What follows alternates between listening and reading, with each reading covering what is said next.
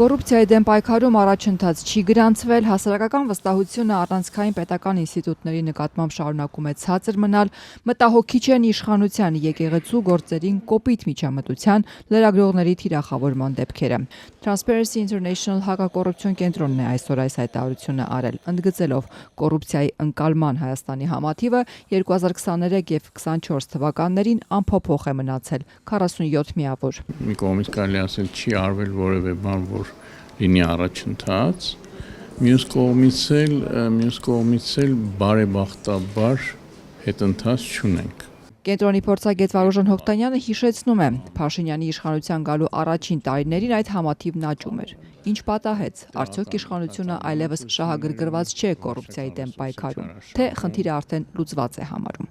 Հայտարարությունում հստակ պատասխան չկա, բայց կա ակնարկ վերջին տարիներին բարեփոխումների արդյունավետության պակասի մասին։ Հոկտանյանը նաև ընդգծում է, ընտրովի արդարադատությունը եւս կոռուպցիայի դեմ պայքարի մասին չէ։ Իհարկե ողջունում ենք նախկինների այդ ապօրինի ծագումեցող գույքի բռնագանձումը եւ այլն, բայց մյուս կողմից նմանատիպ վերաբերմունք պետք է լինի նաեւ ներկա պաշտոնյաների նկատմամբ։ Եվ այդ նույն ընտրովիությունը մենք կարող ենք տեսնել նաեւ ընտրական գործընթացներում։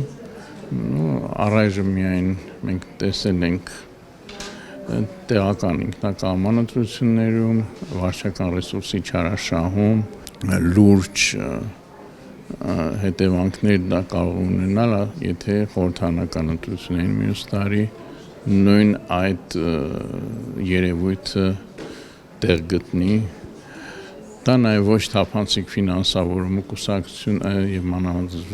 ժամանակ։ Ընդգծելով, որ գալիք տարին վճռորոշ տարի է Հայաստանի համար, Transparency International հակակոռուպցիոն կենտրոնը հայտարարում է, կարևորագույն խնդիրները ռիսկային են դարձնում խորհրդարանական ընտրությունների օրինականությունը եւ դրա վերաբերյալ ընկալումները։ Այս տարի հանրության ուշադրության կենտրոնում էին քաղաքական ընդդիմախոսների նկատմամբ օրենքի ընտրովի կիրառումը, գաղտնալսումների եւ դրանց արտահոսքերի պրակտիկան, անկախ լրատվամիջոցների եւ լրագրողների թիրախավորման եւ պիտակավորման դեպքերը։ Հայտարարության հեղինակները մտահոգիչ են համարում նաև իշխող քաղաքական ուժի բարձրաստիճան ներկայացուցիչների կողմից հայաստանյաց առաքելական Սուրբ եկեղեցու գործերին կոպիտ միջամտությունը։ Այս լարված մթնոլորտը, որ Հոկտանյանի խոսքով սրում է իշխանությունը եկեղեցու դեմ, կարող է ներքին բախումների հանգեցնել։ Եթե մենք նայում ենք կոռուպցիայի տեսանկյունից, ապա այստեղ նույնպես կարող են լինել այնպիսի իրավիճակներ, օրինակ այն եպիսկոպոսները, որոնք կանգնեցին վարչապետի կողքին, արդյոք մենք վստահ ենք, որ նրանք, այսպես ասած, ներքին բարեվարկության այնպիսի մակարդակ ունեն, որ կարող են համարվել, այսպես ասած, այլընտրանք